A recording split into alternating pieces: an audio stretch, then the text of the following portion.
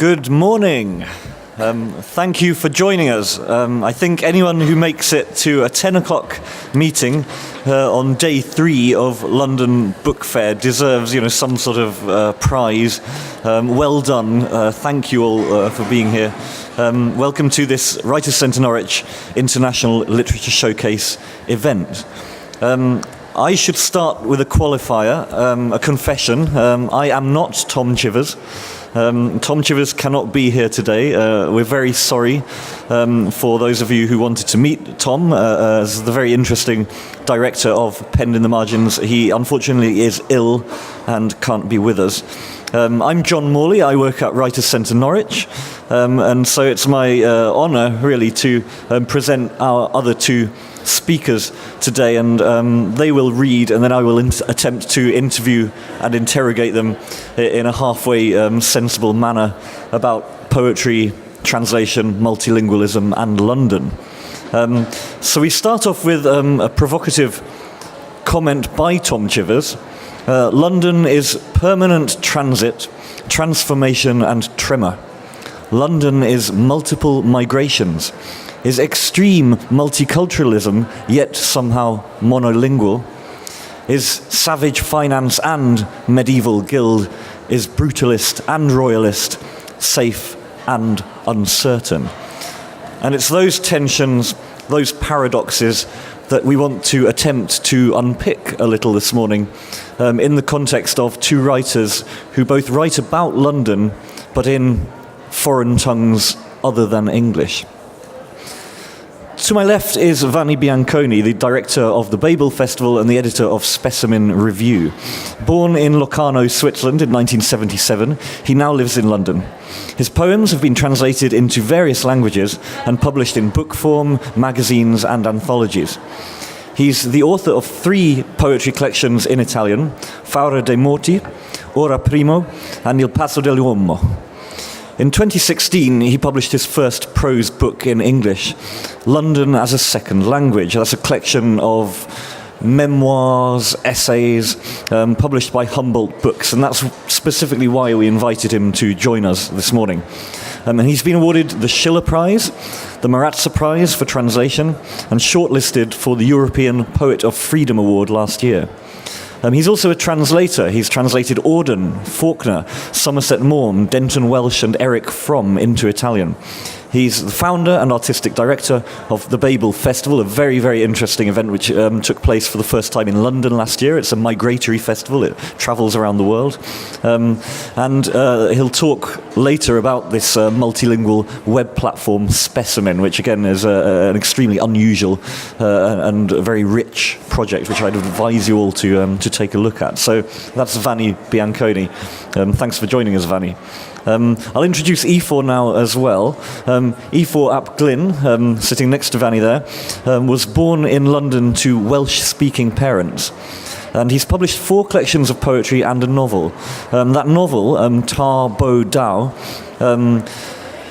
presents London, in Ifor's words, through the medium of Welsh. So it's a Welsh language novel that has this semi-autobiographical narrator who gets up to various escapades in the English capital. So again, it's very germane to our topic this morning. And Ifor also has won various accolades, such as the Crown at the National Eisteddfod in 1999 and again in 2013. And from 2008 until 2009, he was the Bard Plant Cymru. That's the Welsh language children's laureate. And he's a founder member of an award-winning television company, Cymru Da, working as a director, producer, and presenter. He's performed his work all around the world and is very passionate about expanding the audience for Welsh language poetry through the aids of music and visuals, as well as good old-fashioned sheets of translations, which I think are circulating around the floor. So if you want a sheet, please come and take one. That will illustrate what Ifor is reading from later. But I'd like to hand the floor to Vanni Bianconi first. He's going to read, talk about what he's reading a little, then Ifor will do the same, then we'll engage in a conversation. Vanni. Thank you, John. And Maybe instead of starting with the poems, I might start with a little passage of this book that's been mentioned before. London as a Second Language is a book I wrote partially in Italian and got it translated into English, and partially directly in English. And it's a book about multiple transition, translation and migration that create London. And I think this passage might tackle some of the themes we're going to be discussing today. I'm writing these sentences in English. If it comes quite naturally, so do the doubts, uncertainties I will never experience in my own language, so that the very action of thinking and writing happens along different lines. It is not like biting into a fruit, rather like cracking a nut. There is something deliberate to it, which keeps the formulation of thoughts on edge, the construction of a rhythm of beat. You want to crack the shell without breaking the nut. Within the shell is infinite space and headaches.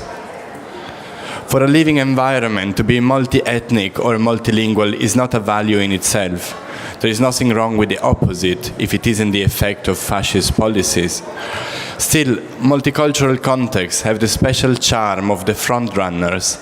In them, we live forward and we find ourselves imagining what way our world will go, what way it should go or not go.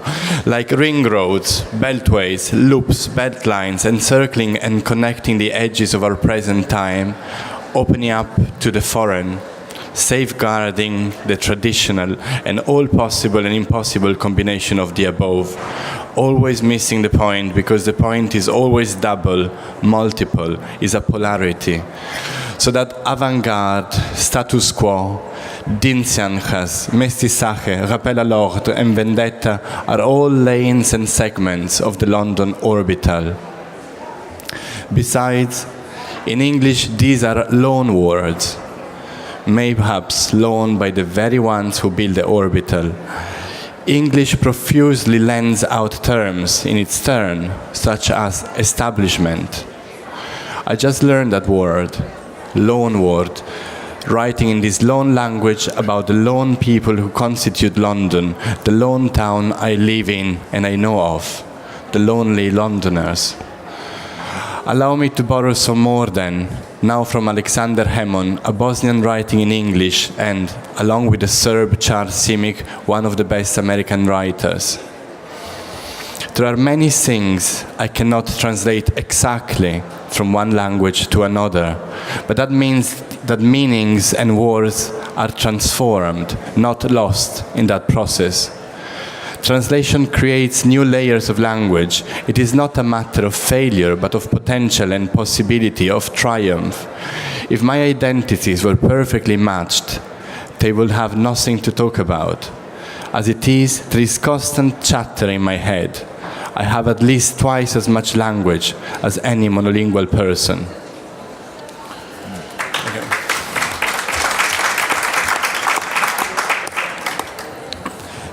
And, so yeah, this was part of a whole series of projects I've been working on last year, and writing projects, and this very book is gonna now become a collective book where other writers living in London but not English will give their own version written in English of London. The same writers have been invited to Switzerland for an edition of the Babel Festival, all dedicated to non-English Londoners.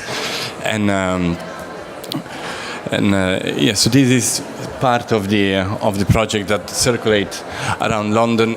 Another project that was mentioned is this Specimen Babel Review of Translation. That's another project which is dealing with the same themes. The same writers will publish the text written about London, this time in their own language, and then they're going to be translated into different languages.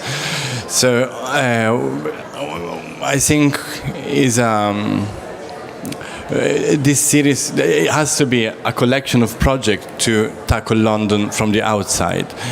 It took me 8 years to feel that I had something to say about London, because it took me 8 years to realize that, in a way, just my being a foreigner here, my not mastering the language entirely, was very significant to talk about London.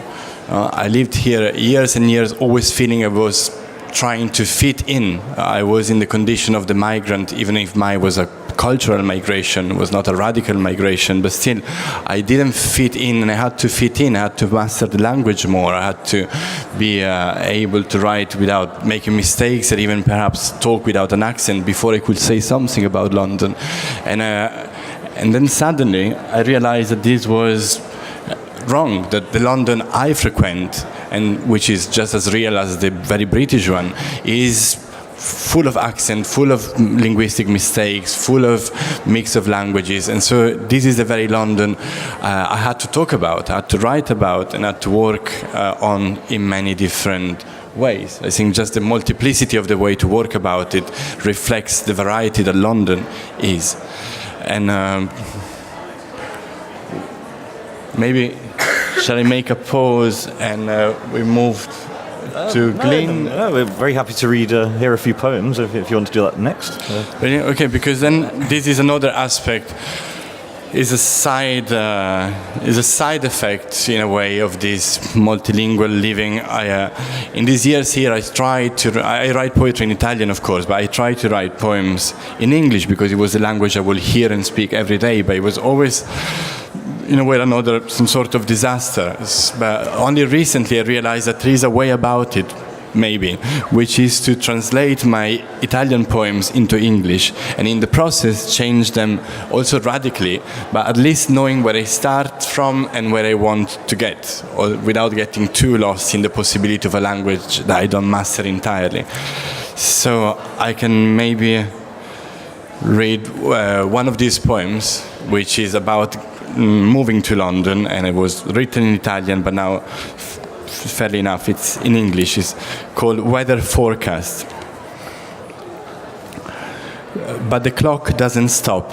Now, for instance, is late. The clouds have touched the ground, brooms sweeping them off, the only audible sound. I turn the binoculars to see where I stand. I'm entering an age of lighters running out without ever being stolen or said otherwise. I should give it up as well. For the revenue and the like, I still do not exist. I sometimes waken with a shout. Yet, perhaps because my homeland is a kind of visa, it's at such age that I migrate to this new life. First impression, the revenue is right. But then there is the anxiety. Possibly to please her, I keep all thoughts so fluid that eventually they spill.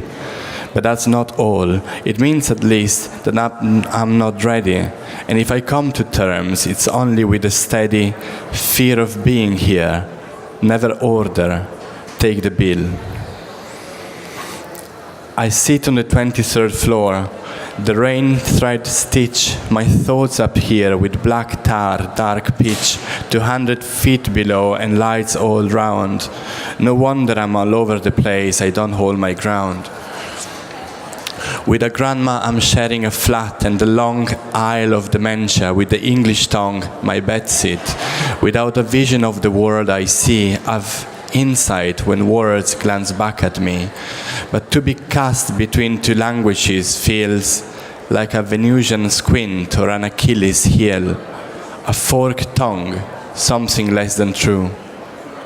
It doesn't matter really, as poetry leads you to betray what you live with the urge to write it down, or it is as in a painting when the white of the canvas justifies the many layers of color and of brushstroke and conveys the exact flight of a cloud's edge, its mass. Poetry as a technique to prime the canvas. Well, thank you, Vanni. It's not often we hear a poem read out at London Book Fair, and I for one, am very glad to have heard that. Could I ask you to just go into a bit more elaboration about what you called the radical changes to the poems that occur through the translation process? I mean, how exactly is the English poem different from the Italian poem?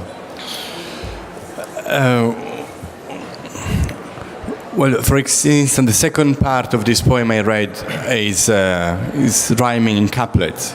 So automatically some changes have been made at the meaning level just to have the rhymes, for example.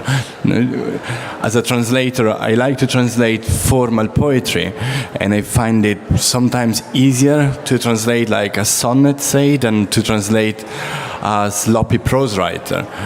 Because with the sonnet, you know exactly what the poet gave up in order to manage to master that form, to give you a sonnet, to have pentameters and to have a rhyme scheme.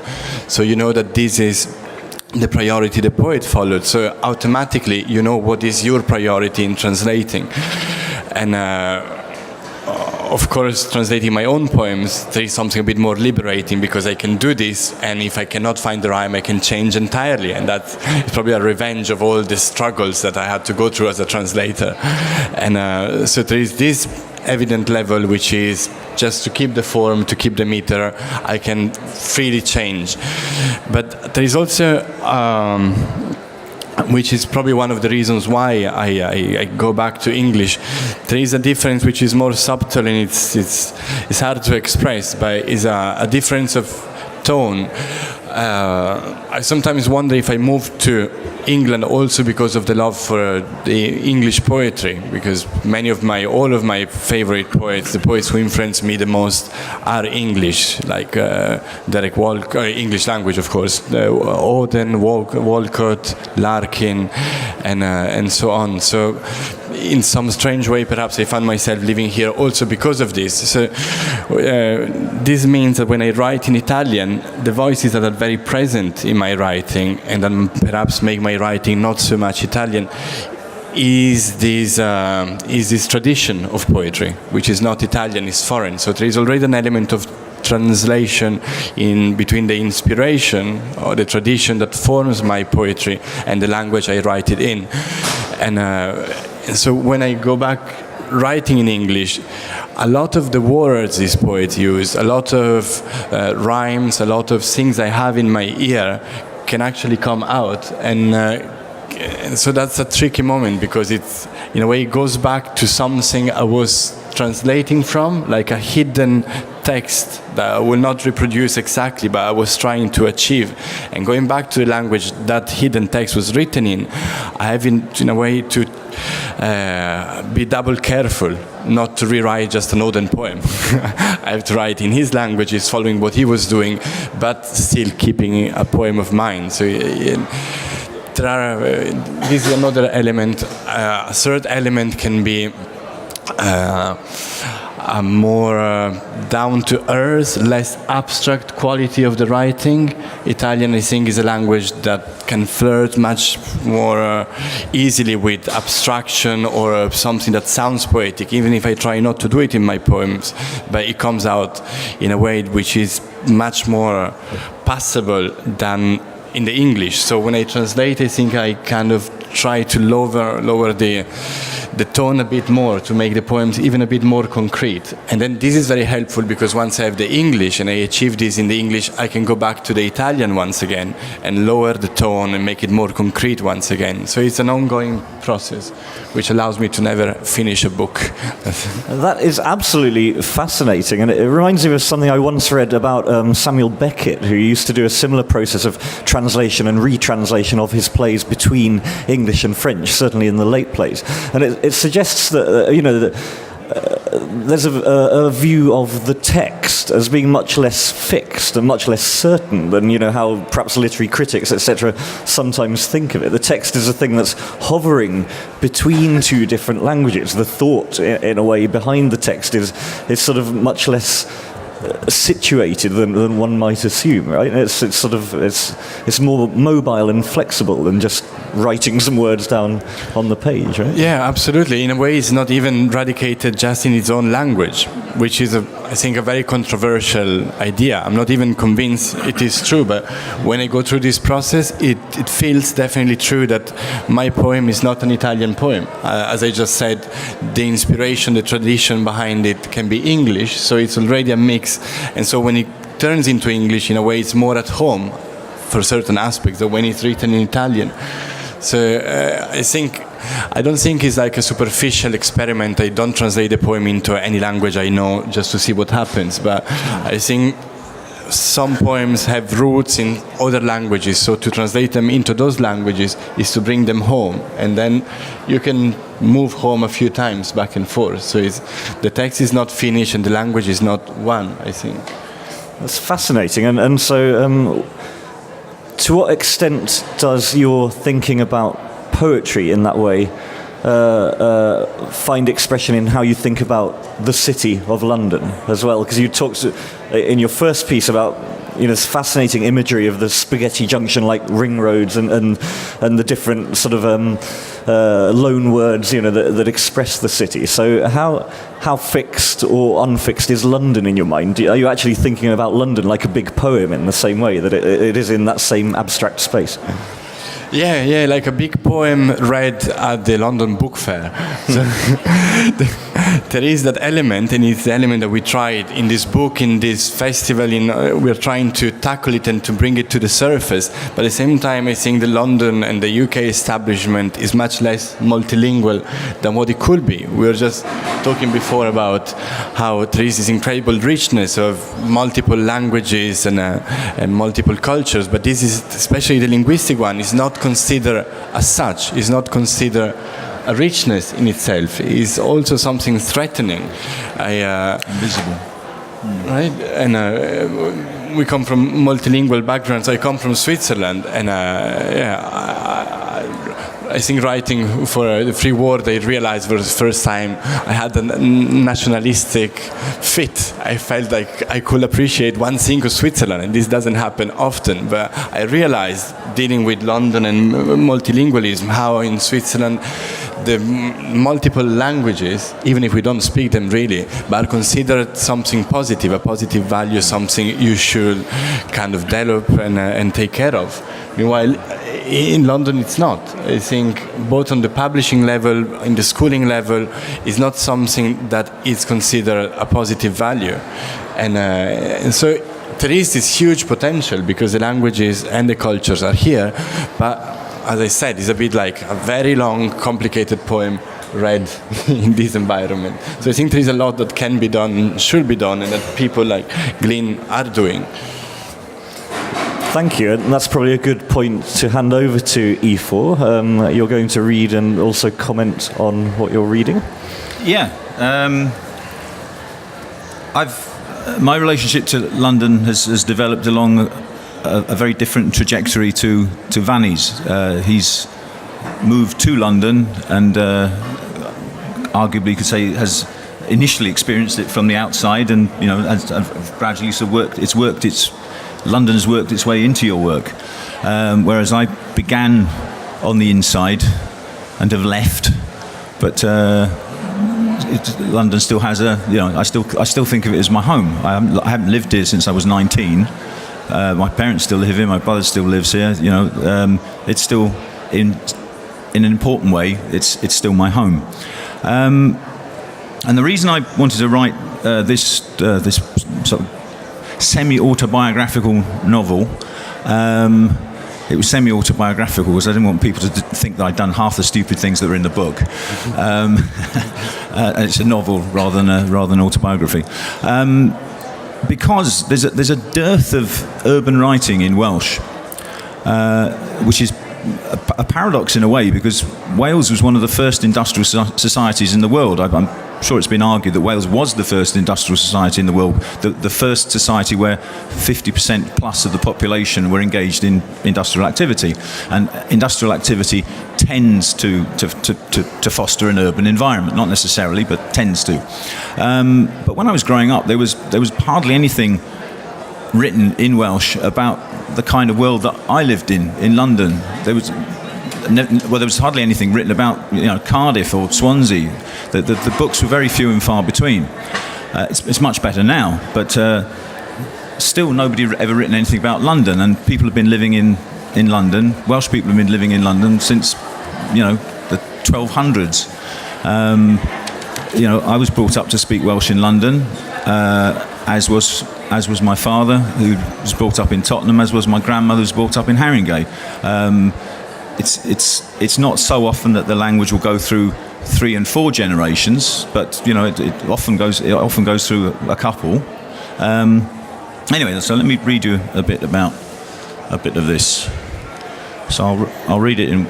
Well, there's just little short pieces, and I'll read them in English afterwards. So this is the opening of the novel. The opening of the novel. Gweld y deintydd bore yma. Dim feelings, dim problem. You've got an excellent set of teeth, medda fo. That's because I'm Welsh, medda fi. Chwerthu nath o, ond dim ond hannar jocian o'n i. Mae'n debyg fod yr hen Gymru yn reit hoff o'i danadd. Dyna dwi di ddarllen. Nid bod nhw'n mynd yn ôl lawr i'r pub na phrynu pesantydd yn nhw'n byd fel yna, ond bod gynnyn nhw barch at ei danadd. Yn ôl Gerallt Gymro. Mae nhw o hyd hefo gwial coed cyll a'i sgleinio nhw wedyn hefo glanan nes nhw fel Noda Gwyn ar Biano 9. So he's in the dentist at Stamford Hill. Saw the dentist this morning. No fillings, no problem. You've got a great set of teeth, he said. That's because I'm Welsh, I said. He laughed, but I wasn't entirely joking. It seems that the Welshmen of yesteryear were very fond of their teeth. That's what I've read. Not that they took them down a pub or bought them presents or anything like that, just that they had respect for their teeth. According to Giraldus Cambrensis, they used to clean them constantly with hazel twigs and then polish them with a flannel till they were like the white notes on my 9's piano. And 9 is Welsh for grandmother. So that introduces the sort of Welsh perspective on London. And then I chose another little bit that tries to... I mean, we all sort of move around London and are struck by the occasional weirdness of it. One of the things that always fascinated me as I used to go to school on a train was how people could be so close to each other in this confined space and yet never talk to each other. Occasionally, if there was a train strike or something like that, but basically never talk to each other and avoid looking at each other. So now we're on a train, on a tube train, staring blankly at the window opposite. And I've lost my place. Right. Roedd cables ar wal y twnnel yn rhedag fel sgôr miwsig tu ôl i'w penna. Roedd ei penna fel hen nodiant ar y sgôr. Ceodd Edi i lygyd a gwrando ar rhythm y tren yn dyrnu ar hyd y cledra cyson. Mewn munud, byddai'r ffenast yn ffrwydro'n lliw a neon wrth i'r llawas gael ei thynnu nôl a datgelu streipio liw fydd yn tynnu cyrff yn chwipio heibio cyn i'r afyn dillad ar gyrff a wyneba penodol hefo llygyd fydd yn ceisio canfod y seti gwag cyn i'r tren stopio hyd yn oed. The cables on the tunnel wall ran like a musical score behind their heads. Their faces were like the crotchets and minims on the score. And in a minute, the window would explode into neon light as the tunnel was drawn back, revealing stripes of colour that turned to bodies, whipping past before slowing into particular items of clothing on individuals and faces with eyes seeking out the empty seats even before the train had stopped. One of the problems in trying to write a novel in a language... trying to write a novel about London, and of course, all Welsh people, beyond the very young, know English. They can, they're quite good at it, most of them. And of course, they would know how people talk in London. So to follow one convention and to render all dialogue between people who do not speak Welsh, and render it into Welsh might seem curious. But on the other hand, to reproduce it in English within the context of a Welsh novel, I don't know, it'd be frowned upon. I mean, it would sort of break it up. So I adopted this curious hybrid solution. Here we are. One of the characters, Aled, has a girlfriend who's from... Well, her family background is from Mozambique, or half Mozambique. So they both have their own sort of angle on the otherness of London, or they have a feeling of otherness in their relationship with London.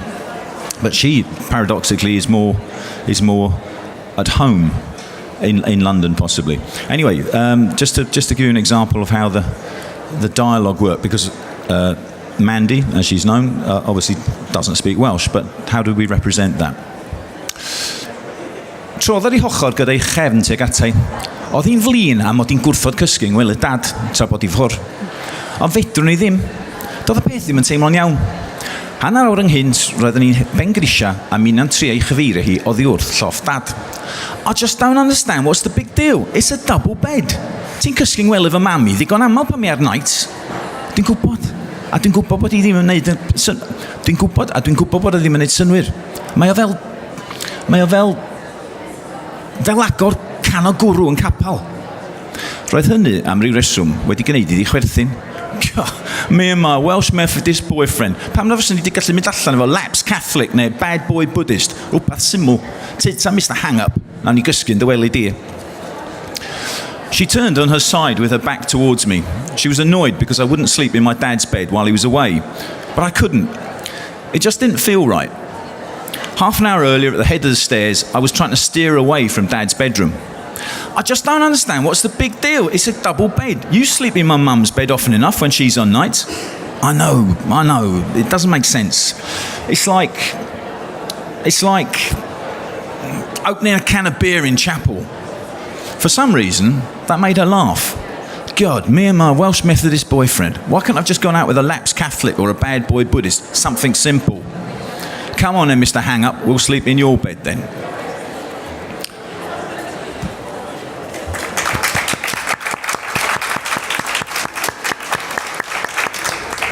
Thank you. It's not often we hear Welsh spoken at London Book Fair, and I'm very grateful that we have. Especially before 11 o'clock in the morning. Well, yeah, many more interesting questions are opened up by those excerpts. Why are Mozambican, or part Mozambican characters, just out of interest? That's part of the autobiographical element. And we'll leave it there. Yeah. Okay. It strikes me as a Portuguese-speaking African country is sort of slightly a sort of minority aspect there as well. Yeah, different from say a Nigerian. You know? Yeah. The character, as I must refer to her, didn't. No, she was half Mozambique and half Tyneside, if I remember correctly. And so, do you want to tell us a little more about how this narrative process works? So you've got the narrator who presumably thinks, certainly writes in Welsh, trying to depict this city where clearly Welsh is not the native language. Tell us a bit more. Yeah, the structure of the novel, the title of the novel, Trapodau, means While There Are Two, which references a Welsh folk song. And the two people in question, to paraphrase the blurb, there are two stories moving in parallel, one in 1979 and one in 1989. Aled is a young London Welshman who's starting to find his way in the world. He's the one who wouldn't sleep in his dad's bed. Fair play to him. He's a forward-looking young gentleman and full of the joys of spring. And in 1989, his story moves in parallel with another character, Eddie, who's older, who's a bit more of a mysterious character, drinks too much, and altogether rather more cynical. So the denouement of the novel is to what do these two have to do with each other? How do their two stories? Why are their two stories moving in parallel, and how do they resolve? So that's the structure. It that they're both, in terms of their attitudes to London. One is as I was, I suppose, at the age of 18, just beginning to discover what exciting things Welsh literature had to offer, and maybe with a sort of eye on the horizon, whereas the other character is very much embedded in London and sort of pursuing his life there, but still doing it through the medium of Welsh.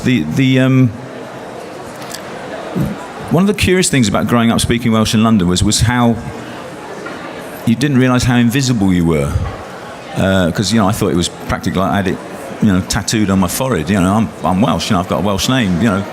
obviously I'm Welsh. But when I was 16, I decided, because my father had done a Welsh O level in Tottenham back in the 50s, I thought I should do one as well. So I asked the school if I could, I did the arrangements myself, but I said, can I sit it in the school? Because obviously you can't do it in the sitting room, because they need to know that you've done, it's your own work. So yeah, fine, yeah, you can do it in the school, no problem.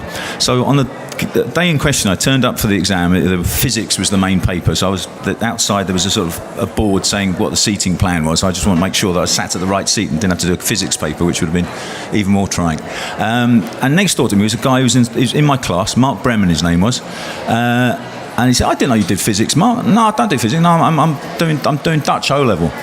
"Blimey, Dutch O level? What, you speak Dutch then?" Yeah, no, we speak at home. Yeah, I'm doing O level in it. And then he turned to me, "What are you here for? You don't do physics either." I said, "Well, yeah, I'm doing a Welsh O level." And we had the sort of same conversation. "Oh, I didn't know you spoke Welsh." "Yeah, we speak at home." "Oh." But, I think that's quite revealing, because London is such a multilingual place, but we discussed this as an analogy earlier. All the different languages are like spokes feeding into the central hub, which obviously is English, the English language. But we don't seem to have any kind of rim that enables any kind of dialogue, or even awareness of the existence of some of the languages. I think London is more openly multilingual now than it was when I was growing up here. I think to hear another language, and I think because when you speak one yourself, you're perhaps more attuned to say, "Oh, what's that there?" What are they speaking at the other end of the tube carriage? That would have been more of a kind of prick your ears up moment in the 70s and 80s. I think nowadays I wouldn't expect to get on a train without hearing at least one other language. I'm not sure that answers your question. I'm just rambling. No, interesting ramblings. Invisibility is a very useful trope to introduce here, I think. I'm thinking of Ralph Ellison's Invisible Man, for instance, or some of those novels like In the Castle of My Skin by George Lamming. And I wonder to what extent you are invisible. It's surely not literal invisibility in your terms, in a linguistic sense. I'm just thinking of the morning before the Brexit vote. I passed this old woman on the streets of Norwich walking to work. She was leaning on her walking stick and grumbling very audibly to anyone who was passing about all the foreigners speaking their foreign languages, and Norwich isn't the same as it used to be. And I had a sinking feeling at that moment as to which way the vote would go the next day, that people couldn't openly say this stuff. It's not racism, because we're the same race, but there's something there. Do you see these pockets of communities speaking different languages as infecting public discourse somehow? And does the novel have to grapple with that in terms of its narrating the circumstances, or not? No, actually, absolutely takes it for granted, as I did. I mean, I don't think there's anything threatening in speaking another language in London or anywhere in Britain. As it happens, Welsh is an indigenous language of Britain anyway. But I don't think that sort of puts us on any kind of pedestal. No, I think we should embrace the possibilities. Obviously, the main business of this event, the main business of most events in a British context will be conducted in the medium of English. But it doesn't mean that we should shy away or sort of discourage people who've moved here from don't bring your child up to speak the same language as you do and your grandparents did and the rest of it. I mean, it's not a binary thing. It's not an option. If you're going to teach them, if you bring your children up to speak Italian, well, obviously that will be to the detriment of their English. Rubbish. That's nonsense. My own children spoke Welsh till the age of 5 or 6 or 7, and 3 of them have gone on to university. 2 of them have gone on to universities in England. It's not even almost. We shouldn't even be talking about it. It's not a problem. Well, good points, well made. So I suppose I wonder if I could invite you both to be utopian for a moment. And if you're saying that the rim of the wheel is somehow lacking, so you've got all the languages are the spokes of the wheel, if I understood the image right, but it needs a rim. What does that look like? What should genuine multilingualism actually look and feel like? What should society be like? Well, Vanni, you bring Vanni back in here with. I mean, your festival is certainly facilitates that, doesn't it? Yeah. I think, as I said before, I can appreciate the way in Switzerland you appreciate the value of the other language. That's why a festival like the Babel Festival or this magazine were born in Switzerland, because you think this is something you have to continue doing. Then at the same time, this very year, we invited a Scottish poet and to Bellinzona, because she had this Kate Clancy. She had a fantastic project to work with first generation migrant kids who live in her case is in Oxford, to have them write poetry. And because she realized that kids who have two languages, or for whose English is not the first language, are much more sensitive to the language of poetry. So she created this workshop just for girls, actually foreign girls. The workshop is called the Very Quiet Foreign Girl Workshop. And the results are astounding. So we invited her to speak to Swiss teachers and poets, and now we are developing the same thing. So I think projects of this sort are part of this utopia, but it's an utopia that you have to keep fighting for. There are brilliant ideas, there are migration, there are situations that changes year after year, and there are people who react quicker, and you can just keep your antennas up and try to follow that. And I don't know if it's related, but as I'm talking, I wanted to ask you something. It might be related, because when you said that there is no literature in Welsh language that is kind of modern or urban or industrial, is it still so, or it is? Because I think that is a very key element. Yeah. Before I get shot down in flames by anybody who happens to be from Wales. No, what I meant to say was that there was the poetic tradition has dominated Welsh literature throughout our history, and still plays a very important part now. Novels came comparatively late into Welsh in the second half of the 19th century, and were slow to take off. Ditto drama. So the poets tended to talk about, even if they were living in urban environments, they tended to sort of talk about their rural childhood. It was backward looking in that respect. But I mean, I wouldn't want to. That was then. Now I'd fly the flag. No, we're quite modern, I hope, and certainly engaging. Well, I mean, the translations. I don't know if we'll get to hear any of the things on the slips of paper that I distributed, but as you'll see, there's a breadth of subject matter there, taking us into other countries and all kinds of different periods as well. Because for me, for the Swiss experience, in the Italian side, you have dying dialects, and they just go backwards. You have poetry, and it's bucolic poetry. But in the German side, which is the wider area in Switzerland, you have very strong dialects that have a very different story. They had a big surge in the 30s and 40s to distinguish themselves from Germany and the Nazi and so on. So it's a lively history. But they had a recent rekindled, literally, resurrection or whatever, also thanks to the migration. So because of the strong migration of the last 20 years in Switzerland, many writers will write in strange German or will write in their own languages in Switzerland. And paradoxically, this multicultural, cosmopolitan situation had a positive effect also for the local writers who started to write in Swiss German, not in a nationalistic or a backwards way, but actually because they felt entitled. If a Romanian writer is writing in Romanian in Switzerland, well, I can write about the contemporary reality in my Swiss German dialect.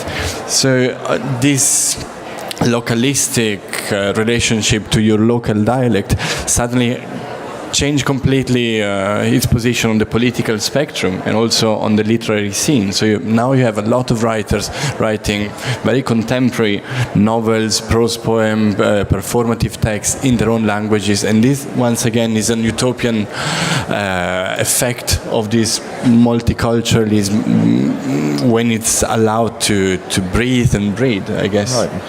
So a utopia that you have to keep fighting for was the phrase. That's very interesting. And let's think briefly about publishing. Free Word Centre organised a focus group yesterday following their panel, and we identified this very interesting, perhaps two ways of looking at the translator. And one is sort of art form driven, and we talk about the creative practice, the excitement translators can have as a type of creative writer, etc.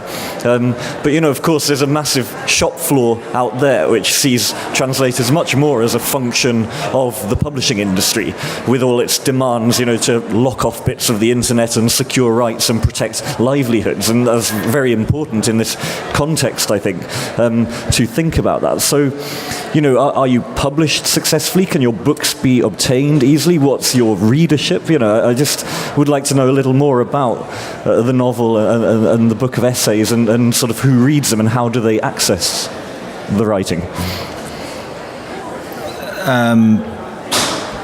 I think sales of Welsh collections of poetry would typically sell around 500. I'm actually going slightly out on a limb here because I'm not from publishing isn't my background, but I've heard it said that the sales of poetry in Welsh are comparable with sales of poetry in English, which, considering the much smaller target audience, I think 1% of the population of Britain speak Welsh, so that's quite impressive and does reflect perhaps the special place that poetry has, or the relatively special place that poetry has in. I don't want you to go home thinking it's amazing. Everybody in Wales, they love poetry. That's all they do. Lots of people. I'm thinking about now of my father, who's probably hasn't read a poem ever, but no, the collections of poetry do sell quite well. Of course, if you want to attract a wider audience, then translation comes into that. I think, the representative of literature across frontiers from Aberystwyth is here, and part of their work is to do that, to showcase and facilitate the publishing of the finest writing in Welsh in. Not just in English, in several novels have been translated into all kinds of European languages. So that's important too. But I think it's important that you stay true to your own your own language. Sorry, I'm floundering here. No, it's fine. So, it's good to hear the healthy sales figures. And obviously you're a bard as well, an Eisteddfod winner. So is there also that performative aspect to reaching audiences? Yeah, you talked earlier about the idea of the developing text. That made me think, certainly in terms of performance, if you're used to sort of performing your work, then it, a bit like sort of folk music and stuff, it develops. It doesn't. The idea of a folk tune that this is the definitive version of it. The minims, crotchets, all the rest of it. It evolves, and people will interpret it in different ways, and your own work can be interpreted in that way. We're not talking about sort of massive variations, but then that can feed back then into the text. I'm also interested in working with interpolating other languages into Welsh. So a recent poem about the Battle of Mamet, one of the battles of the Somme, where a lot of Welsh soldiers were killed. I sort of wanted to look at the idea of us: are our acts of commemoration in some ways acts of colonization, because we've sort of taken over this piece of French soil and say, no, this is ours, this is important to us, but it's still a piece of French soil. And so as a kind of, I don't know, recognition of that, I included lines of French which weren't translated, just in the hope that people would have enough French to sort of know what was going on. Another poem more recently about the First World War, but this time talking about Belgian refugees being put up in Wales, included some Flemish in it. So I think there are translation and dialogue between languages can exist within individual texts as well. I mean, it's not a particularly original idea, of course. Sure. And Vanni, how about you? Did you publish this yourself? I see Babel on the cover of it. No, this has been published by an Italian publisher called Humboldt, and this is a very nice publisher. There is Babel because we've been doing things in partnership, because of common interest. Now, the next book, the one with this extra text by London-based non-English writers, will be published by them in Italian and by a co-publisher in England. So this is going to be more efficient now because of this love for the margins and for the hybridization. It's an Italian publisher publishing a book in English, so it's not a great idea. But because you need distribution, you need a lot of structure around the publisher. Working on my poetry that's published in Italy, and worryingly enough, is always the same figure. Also, my publishers are like, 500 copies. So, be it in Wales, Italy, UK, the world is always 500 copies. The magic 500. Yeah. And, one thing they discovered with great surprise working with these writers living in London, not English writers, so writers bringing to the English literary scene their tradition, Chinese, African, whatever, is a common complaint. All of them said that working with their agent, working with their publisher, most of them was said, oh, you have to change this. And I'm not talking about the correction, the linguistic problem, but actually the strong influence of the market, saying, the narrative arc, a whole series of dogmas that who attains the taste can tell you to sell you have to write like this and like that. And I was very surprised because I expected the London scene to be once again much more lively, multicultural. If a Chinese structure a novel in a way which seems non sequitur, or seems that all characters are flat, there is a reason rooted in a tradition. And I saw that this kind of hybridization could have been very, very interesting for the English literary scene. Apparently not. On the mainstream publisher, apparently not. All the writers publishing with big publisher were complaining exactly about this.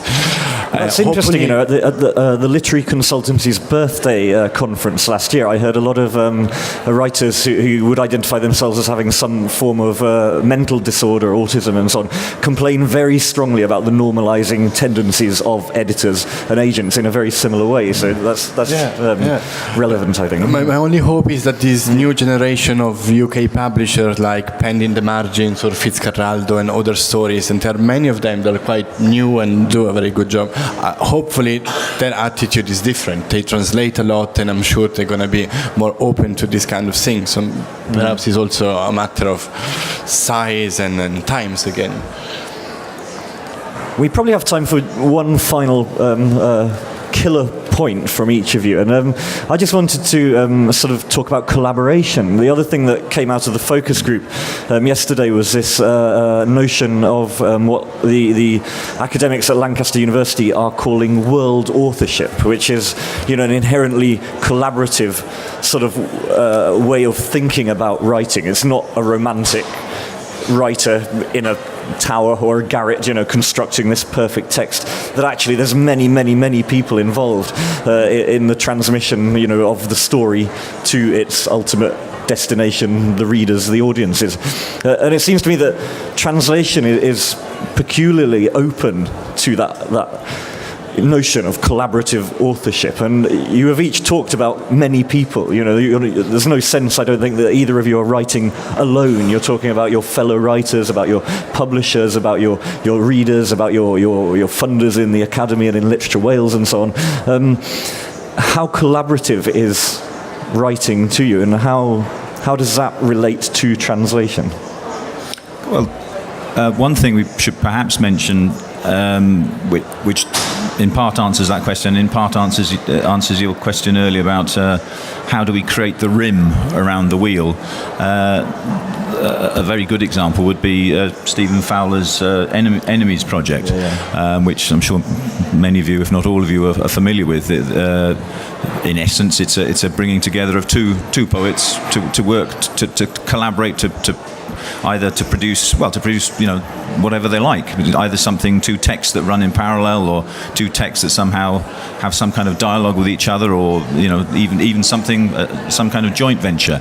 I worked with Hazal Mossadegh, who's from Iraq, I think, but her parents were Azeris, so we did a sort of Welsh Azeri alternative dictionary, which was fun. Unfortunately, I don't have it with me, but so it can, there are scopes. I think that at the level of performance, I think it's perhaps as important as anything else. As not just, sorry, I'm mindful that we're in the middle of the London Book Fair, and I should hardly be saying, forget books, let's just get together and do stuff live. But I think it's important that happens, and of course, from that, publishing will no doubt emanate. Yeah. And Vanni? I'm going to seize the chance, because there is something that joins in one thing all the thing you're asking about. I think it's I said I translated my poems into English, and I consider those to be my poems. But now one poem was published in the States, and the poet publishing it sent me a version, and he edited quite heavily, and he was so much better than my version, which kind of reopened the whole issue of my book. So as it's a new poem, and it's about this, and it's very short, can I read that and close with this? Yeah, that's your summary, of course. Also because he has different languages in it, etc. The title is Amphisabena, which is a mythological snake with two heads, going in two different directions. The girl with the long back, long neck and all, a father passing through, returning to his desert. African curves thinned out by years of heroin. She who used up all of my grief is the last woman I loved in Italian. Almost 20 years without rhyming cuore amore. Then corazón tienes razón. Now we are at heart and doing my part. Am I? I'm alone in Trinidad. In Europe, it's winter in every language. Here in the heart, the seasons dry, yet the rainfall tropical. It's always been, and the first day here has resurrected all those of a lifetime. Mine, so raging and remote, I wonder if it's still so. The answer today slithered across the patio, slipped one of his two heads into the wall, and off we go. Thank you. Well, that's a very interesting and thought-provoking way to close. I'd just like to thank London Book Fair again for hosting us. I'd like to thank British Council and also Literature Wales, who both allow the international showcase to happen with their support and their partnership working. And I'd like to thank you all for coming. So I've not been Tom Chivers, but they have been Vanni, Bianconi and Ifor at Glyn.